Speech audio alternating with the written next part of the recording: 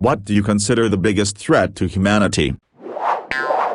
That's the metastasis of the cancer of willful ignorance being celebrated as a strength rather than the weakness that it is. Remember folks, if nobody voted for the corrupt and or stupid, they wouldn't hold public office. Without the voters, the incompetent and or compromised would be elected to one term and one term only.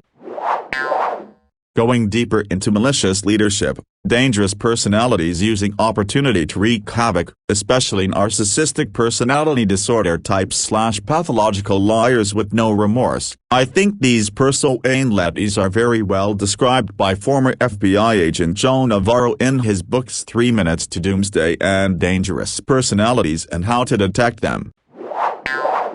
Short-sightedness and selfishness. Most people can't contemplate more than a decade or so in the future, let alone several generations past their own lives. I think this is part of the reason why religions first came to be, as a way to encourage a lifestyle that made sure you left the world in a better place, had a positive impact on your community and future generations. Human selfishness and ego has always been an issue. The only difference is that now there's so many of us and we're so advanced and interconnected that our selfishness is putting the future of all civilizations at risk. Religions first arose to explain the things we didn't know, like what are the planets and stars, gods, and why is there thunder, it's scary, god of thunder, and earthquakes, tornadoes, hurricanes, tsunamis, plagues, pandemics, disease. Gods are angry or let the devil run loose. What happens when we die? Meet said gods or devil, or we become gods or rulers of other planets, or reincarnate as other beings like a roach, mouse, bird or person. Where did we come from? God made Adam from dirt and Eve from his rib. Then said explanations were enhanced to control behavior. If you follow these rules, you go to heaven or hell or reincarnate as a king or a roach. Get yourself your own planet or not. Get more land in heaven or not, spend more or less time in purgatory. Religious leaders control their flock with rules about what they can and can't do and what they should do and profit from tithes and offerings. Some have jets and Lamborghinis. They tell their disciples what to think. Evolution is not true. The virus is a hoax. Don't take the vaccine if you have faith in this invisible God. Vote for this person or party. Election was stolen. Don't have sex before marriage, and in some cases don't drink alcohol, caffeine, don't dance, don't watch TV, don't question the stories and contradictions and fallacies in whatever holy book, etc. In some cases they convince their followers that they can speak in tongues and handle venomous snakes. Well, they can, but some get bit and some die. And don't allow blood transfusions or other life-saving procedures. But hey, religion can be comforting, so there's that. Very generic response. But that's okay, albeit. Apathy is a completely normal human response. We simply cannot care about everything all the time. People are preoccupied with their own lives to give a shit. And I don't blame them. Life is hard and tragic. Honestly, this is how life is and always will be. I'm not going to hate on people who are trying to live their life. You do. If you want to create more attention to a certain issue, you do what you can and you try to influence others. People that will care will listen, others won't. You do the best you can, and if things don't go the way you hope, this is the inevitability of life. I've come to realize that very real threats like the pandemic and climate change are more like death by 1,000 cuts than what the scenarios laid out in fiction that some people believe. The path to an uninhabitable planet is a long and painful one. I think this is why so many people have convinced themselves it's not a threat. Humanity will suffer from disease, food shortages, dramatic increase in cost of necessities, and increase of threatening storms for hundreds of years before the planet is uninhabitable for humans. I'd argue the reality will be much more gruesome than some dramatic, single event. Ocean ecosystems collapsing. The rate of which the populations of fish have decreased are alarming, with common fish like tuna decreasing by 97% in the past few decades, due to overfishing. Coral reefs dying, fish getting extinct. It's all because of us, and it'll come back to haunt us, and it already is. The oceans contain 85% of all life on Earth, and yet we let these big companies throw one garbage truck full of trash into them every single minute. I imagine the oceans will be completely dead by 2070 or before, if it continues the way it is. I really find it interesting how we always talk about save the rainforest, and yes, we do need to do that, but we never talk about our oceans as saving them. The oceans affect the environment more than rainforest, and yet it seems like what we care about is save the turtles don't use straws, when in reality that has very little impact. Straws versus all the other things we do to our oceans. I feel like the whole Save the Trees campaign backfired. All it did was allow companies to package things in plastic instead of paper products, in which plastic literally kills ocean life, whereas sure, cutting down trees does, but not near to the effect as plastic and paper is biodegradable. I know cost is also a reason why companies use plastic versus paper as well. It's also important to note that the overfishing is really driven by just 5 countries: China, Taiwan, South Korea, Japan and Spain. Over 80% done by just those 5 countries. And there is a massive problem with slavery in this industry in Asia, in that the people working on the boats are slaves. China is also leading, dumping trash in the ocean by a long shot. It's never in the headlines that if just one country, China, changed, it would be a massive effect. There's not much people can do, except limit demand. We have to all embrace more vegan lifestyles, at least part of the week, because it is the demand for meat at every meal that is destroying this planet. And we should all particularly avoid foods that we know are connected with nothing good. For example, in the US, you should try not to eat shrimp, because it's almost all imported, and the odds are it was caught by slave labor in Asia by horrifically not eco-friendly practices. Comments are 1/2 right. Oceanic eco collapse. But indirectly, you see, dolphin predators are dying and the prey more abundant. Dolphins are going to mass produce at an insane scale and grow more and more intelligent, as they are already insanely smart. Us humans will pay no attention to them as we think we are better, but in 5,000 years they will overcome us and take over the surface. Humanity-dolphin galactic wars will ensue, and humanity will ultimately fall. My favorite Edward Bernays quote: "The conscious and intelligent manipulation of the organized habits and opinions of the masses is an important element in democratic society. Those who manipulate this unseen mechanism of society constitute an invisible government, which is the true ruling power of our country. We are governed, our minds are molded, our tastes formed, our ideas suggested, largely by men we have never heard of. This is a logical result of the way in which our democratic society is organized. Vast numbers of human beings must cooperate in this manner if they are to live together as a smoothly functioning society. And almost every act of our daily lives, whether in the sphere of politics or business, in our social conduct or our ethical thinking, we are dominated by the relatively small number of persons who understand the mental processes and social patterns of the masses. It is they who pull the wires which control the public mind." Edward Bernays, Propaganda.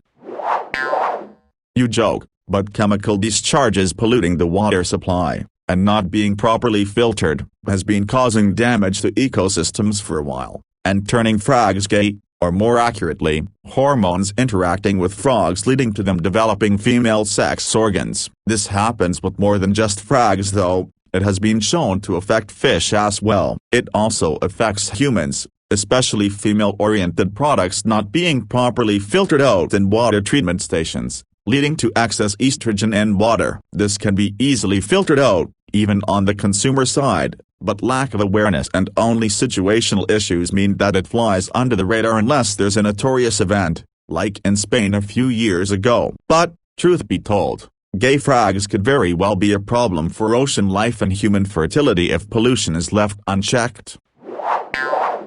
Climate change. We're going to have massive problems in my life. I dread to think what kind of world my kids will be living in when they're grown up. Edit. Lots are asking why I would have kids. Rather than respond to each of them, I'll answer you all here. Our kids weren't born yesterday. We decided to have kids about 6-7 years ago. Back then, Donald Trump was a reality TV host and businessman. The U.S. might flip between Democrat and Republican, but both were fairly centrist, by USA standards. Jair Bolsonaro was climbing his way up to power and I'd never heard the name. He's now burning more rainforest than anyone ever before. Boris Johnson was the clown mayor of London and there was no way he'd get near actual power. The EU referendum was on the way, but there was no way the UK would vote leave. The latest IPCC report was that some warming would happen. But if we all took notice now we could limit warming to around 1.5 degrees. Eco-diesels were a thing. I bought one based on the lower carbon emissions. Seriously,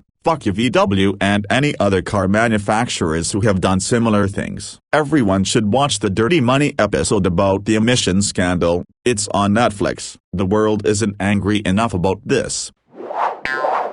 Humanity will go on even after the collapse of government and small self-governed groups. The biggest threat would be a catastrophic global mass extinction event probably caused by the weakening of Earth's magnetic field which allows radiation to penetrate the atmosphere and wreak havoc on DNA, not to mention the numerous seismic shifts and increased activity which leads to more natural disasters etc., etc. Oil and our dependence on the stuff. We're in a position where we can spot the issues with what we are doing wrong both as an individual and as a society. However, due to how the economy and infrastructure works and how much power the industries have over us, we're unable to fix said issues. We know oil is running out. We know it's destroying our environment. Yet there is very little we can do against it because it is economically disadvantageous for us not to drive or try to boycott said oil companies. Yes, we're getting better but it's at a snail's pace. Every day we're closer to the point of no return and it feels like we're sitting on our hands. And then there's the whole army of brain-dead idiots that believe shit like COVID isn't real or the earth is flat and will go out of their way to damage any attempts to fix the problem just so they can feel validated. Mark my words. These brain-dead morons will be there for the oil crisis when it happens.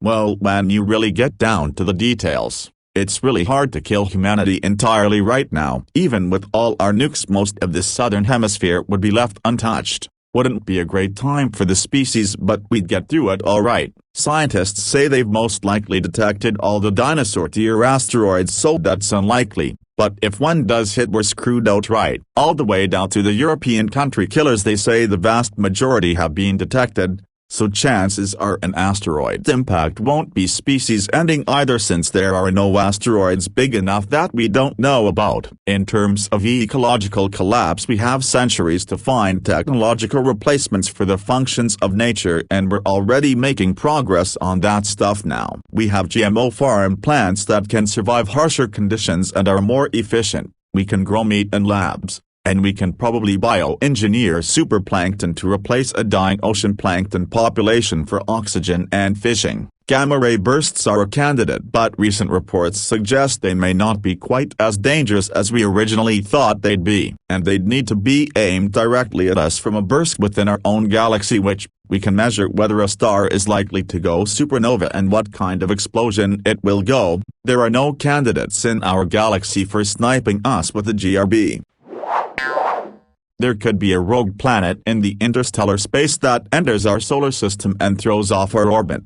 This is hard to disprove because it's just so dark out there, and if it is true there's very little we could do to stop it. If Earth's orbit is changed too much no amount of genetic modification would save our crops. Humanity is in a really tough spot, but there is potential to survive depending on how bad it is. This is of course super unlikely. And then the thing I think is the biggest threat to our species, aliens. All the other ideas are an event happening that really doesn't intend to kill humans. It'll happen and then give us the opportunity to survive and come back. Or in the case of climate change it'll happen so slowly that it'd be hard not to adapt using technology and survive. Aliens are different. If they want us dead they can do it intelligently. And if that happens we're doomed. They can hurl asteroids at us that otherwise weren't a threat, decapitating all of society and just destroy any bunker that happened to survive the impact using the myriad of other weapons they have.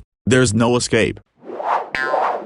climate disaster. We are past the point of no return at this point, and everybody is blissfully going along, not realizing how real it's about to become. Our children and grandchildren are going to live in a harsher and far less verdant world, in our lifetimes and definitely in theirs. Billions of people are going to starve. Wars are going to be fought over meager resources. If we were to entirely cut our carbon emissions right now, we are still on a 30-year glide path of rising temps, but since we won't, we will slide farther down up the scale of consequences. We will get to watch Florida become an archipelago. Boston and many cities on the east and western coastlines of the U.S. are going to become something like Venice. Places like Venice are going to become dive destinations.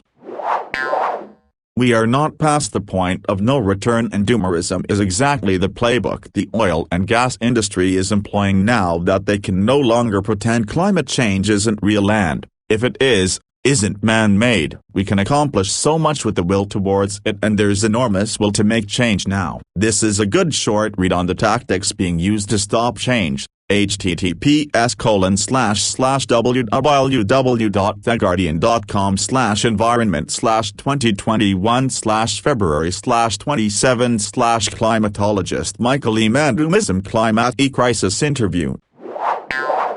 I know that COMT came off as gloomy. I'm actually an optimist. The next 20+ years are going to be messy and ugly. But we will get through this. We are a very adaptable species, and we'll adapt. We will finally put money into fusion. We will start carbon sequestration. Frankly, the dipshits who don't believe in climate change are simply going to age out, so people who care about these problems will get their hands on the levers of power. Frankly, if we really got going on fusion, with the saboteur process, we could have our cake and eat it too. The people in power have a couple hot-button issues: guns, abortion, etc., to whip up their base. This strategy works as long as the voters aren't particularly affected. When everything is on fire, when the droughts encompasses the entire Midwest, punctuated by epic rainstorms and flooding, and the seas are washing away our coastal cities, lashing them with ever more powerful hurricanes, and our infrastructure is coming apart at the seams. It's really going to be hard to stick your head in the sand. Americans are really good at saying screw those guys over there, at least it's not us. But as they say, all politics is local. There are no scenarios where we go extinction or even large parts of the world starve. Even the implausible RCP 8.5 we grow food. Granted, it's not the world I want to live in. David Wallace Wells, who wrote the book Uninhabitable Earth, even acknowledged the dystopian scenarios are no longer on the horizon. It's going to be tough, really tough, but if you've been keeping up, in the early 2000s we were on track for 4.6C without alternatives. We're now on track for 2.53C with technology improving every year. We're on the cusp of carbon taxes, carbon tariffs, and hopefully an arms race of producing renewables. Meat alternatives will soon replace cows, which are primarily responsible for deforestation. Carbon-neutral steel and concrete as a carbon sink are also possible soon. Electric scooters are going to explode in popularity, and electric cars are already superior to gas cars in every way except refueling, which is good for road trips, and that's about it. Yeah, honestly, I'm getting more and more worried things are going to get very bad. Recently bought 40 acres as my goal is to live off-grid. But that won't save me from the climate getting worse, and it won't save me from the wars and terrible government policies that we are going to eventually see. For example, I can totally see the government forcing people to give up land for refugees, etc. I live in a low population area and absolutely hate the idea of living in a high population area, but with the climate it will push lots of population here and cause tons of development even near on my off-grid property, basically forcing me out. Things are going to get ugly. Basically, I'll be trying to live a zero-emission life, and that could potentially be taken away from me, because the world refuses to lower emissions. Mass psychosis. Masses of people being manipulated by a lie. Like the energy crisis, for example. Energy is free. We figured it out. It's called nuclear. Don't build them with fundamental errors and they are a godsend, with no bad side effects. The only reason they are pumping wind and solar is because people get rich off of wind and solar. Also burn natural gas in cars, trucks and tractors instead of gasoline, and burns perfectly clean. It is cheap and plentiful. We know how to do it, but electric cars are pumped because people get rich off of them.